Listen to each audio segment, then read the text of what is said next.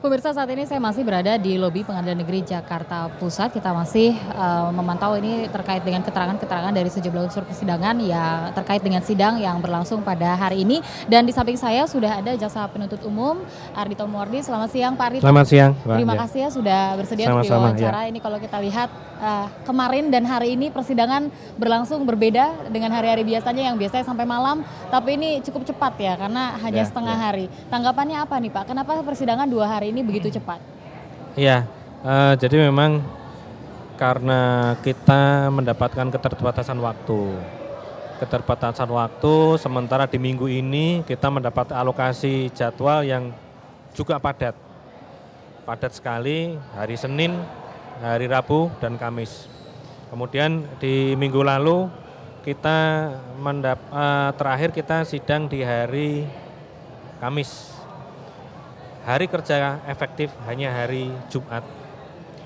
Di hari Jumat itu kita harus memikirkan untuk menghadirkan siapa saja atau berapa orang, mempersiapkan untuk 3 hari persidangan ya.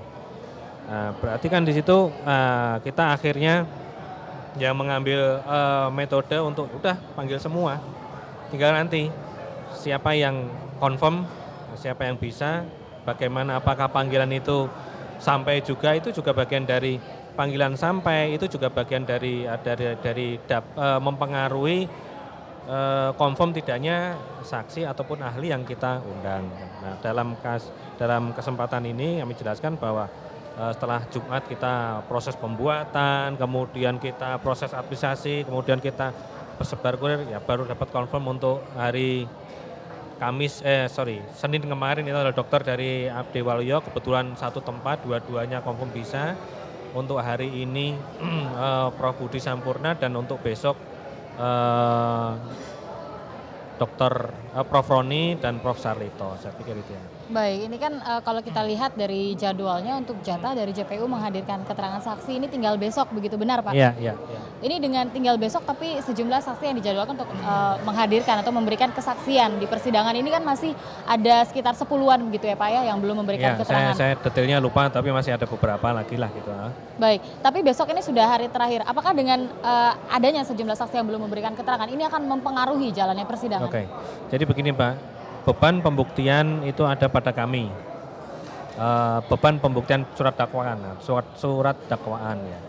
Sehingga tentu kami ketika mendapat berkas perkara itu kami sudah mempelajari bahwa saksi-saksi apa saja yang penting, yang singkat, bisa menerangkan dengan jelas poinnya kita dapat, kita akhirnya membuat skala prioritas. Tentunya juga dengan supaya prinsipnya untuk memberi keyakinan, membuktikan unsur pasal dakwaan, kemudian memberi keyakinan kepada hakim.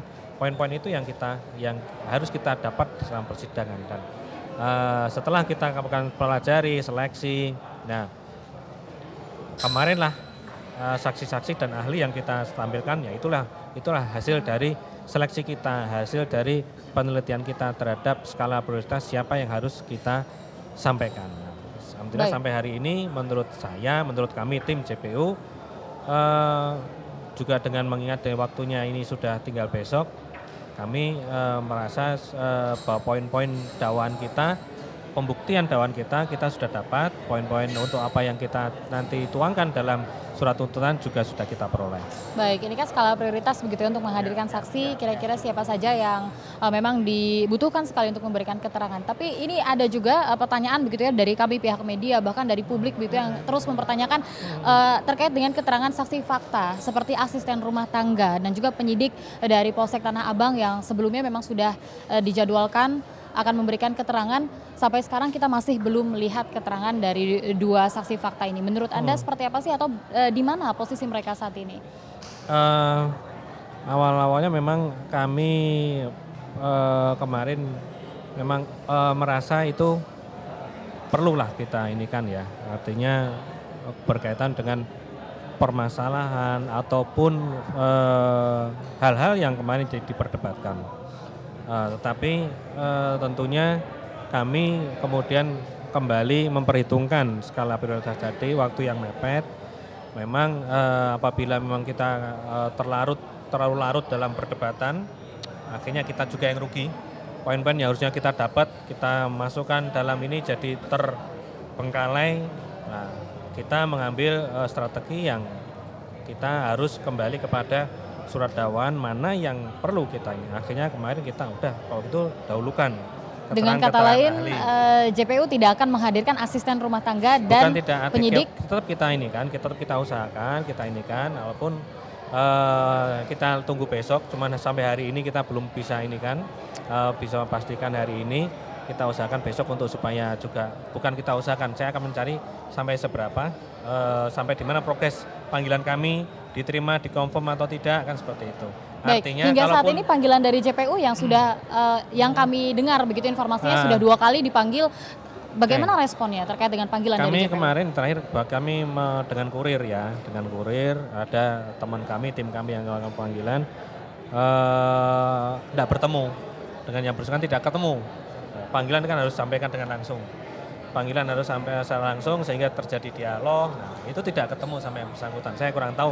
Karena nanti akan kami cross check lagi apakah sudah bisa ketemu atau belum. Baik, ini terkait lagi-lagi kan terkait dengan beban pembuktian ini ada di bahu dari JPU begitu ya. Apakah memang yang dimiliki informasi yang dimiliki oleh penyidik dan juga asisten rumah tangga ini memang tidak terlalu diperlukan dalam persidangan sehingga seolah sepertinya ketika kurir tidak bisa bertemu langsung JPU akan baiklah kita cari saksi yang lain. Ya itu tidak bisa saya sampaikan sekarang. Sama itu juga dengan alasan beban pembuktian ada di saya. Karena saya belum sampai pada sebuah konklusi yang akan kami munculkan. Penjelasan terhadap itu nanti akan saya jelaskan tentunya setelah putusan bagaimana ininya nanti akan kami jelaskan. Baik, ini masih terkait begitu ya dengan saksi-saksi yang akan dihadirkan. Banyak sekali pertanyaan seperti dari asisten rumah tangga begitu yang katanya membuang celana Jessica dan ini juga dinilai oleh beberapa pihak merupakan poin yang cukup krusial begitu dalam persidangan sehingga seharusnya ini mungkin masuk dalam skala prioritas untuk memberikan keterangan. Tapi sampai saat ini juga dari JPU masih belum memberikan kepastian. Saya pikir itu hal yang wajar. Artinya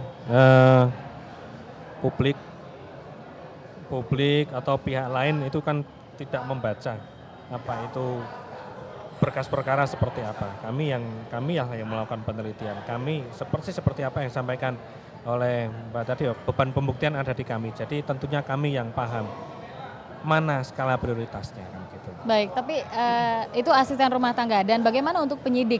Penyidik itu kan maksudnya dari kepolisian. Kepolisian ini kan bertugas dengan pemerintah. Seharusnya sesama dengan institusi dari pemerintahan ini bisa saling bersinergi untuk menguak kasus ini. Saya pikir itu cukup bersinergi. Artinya apa yang sudah selama ini kami alami antara penyidik dengan penuntut umum sudah menambahkan ada sebuah sinergitas yang mungkin saya pandang cukup optimal lah, artinya ya optimalnya seperti ini.